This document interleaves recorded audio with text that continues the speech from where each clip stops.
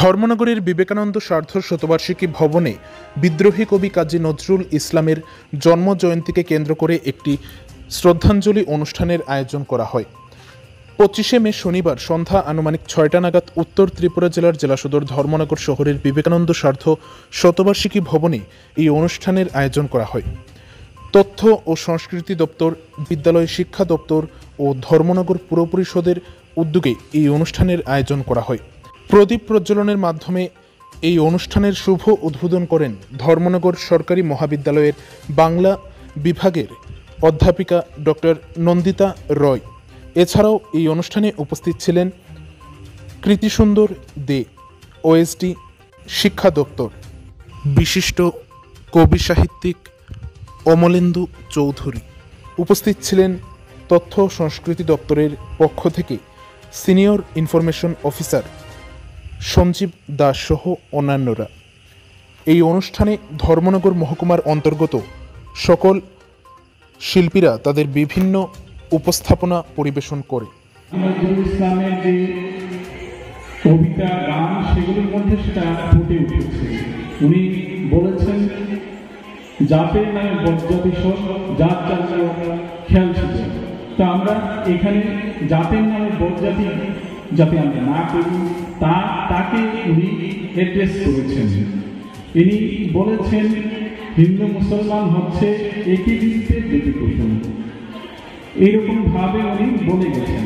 তো আমরা যারা ছাত্র ছাত্রীরা রয়েছে আজকে এই পর্বে, সবাইকে আমি বলবো যে এরকম মহান ব্যক্তিত্বের যখন জন্মজয়ন্তী পালন করি, সেই উপলক্ষে আমরা শুধু গান বাজনাগুলো উপভোগ করবো না, সেই সাথে আমরা সেই মহান ব্যক্তিত্বের জীবনী সম্পর্কে জানবো। উনি কিভাবে জীবনের সাথে লড়াই করেছেন, সেই সমাজের সাথে লড়াই করে নিজের কি সেই যুদ্ধ, জীবন যুদ্ধটা, সেটাকেও আমরা বিচার করব।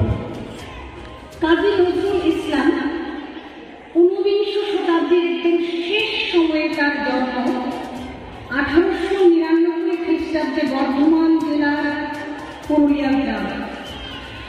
1899 খ্রিস্টাব্দ।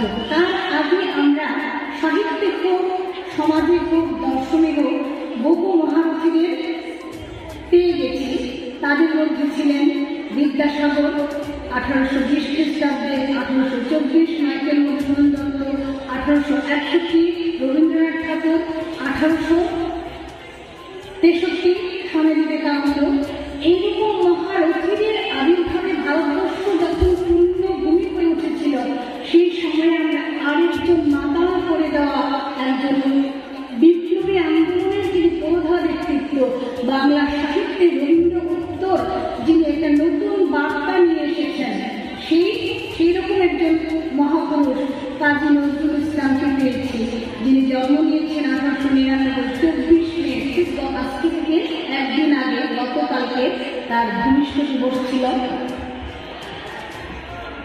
আর 1976 তার মৃত্যু 29শে আগস্ট। এই যে সময়টা 76 কিংবা 77 বছরের তার দীর্ঘ জীবন, তার মধ্যে 3টা দশক তিনি কাটিয়ে দিয়েছেন বোবা অবস্থায়। আমরা জানি নজরুল শেষ জীবনে বোবা হয়ে গেছিলেন, কথা বলতে পারতেন না, মানসিক ভারসাম্য হারিয়ে ফেলেছিলেন। সেই 3টা দশক বাদ দিয়ে আমরা তাহলে হাতে পাচ্ছি 46 ইয়ার্স। সেই 46 ইয়ার্সের মধ্যে তিনি আমাদেরকে যা দিয়ে গেছেন, তা আজকের প্রজন্ম নয়, শুধু যতদিন পৃথিবীতে মানব জাতি বলে থাকবে, সেই মানব জাতির কাছে তিনি অরোধা হয়ে থাকবেন, অবিস্মরণীয়। মহাবিজ্ঞানী মহাজন যে পথে করে ভ্রমণ হয়েছেন প্রাতঃস্মরণীয়। নজরুল সেই রকম একজন প্রাতঃস্মরণীয় ব্যক্তিত্ব। তার চরণে আমার সানুরাগ প্রণাম, শ্রদ্ধ প্রণতি জানাচ্ছি।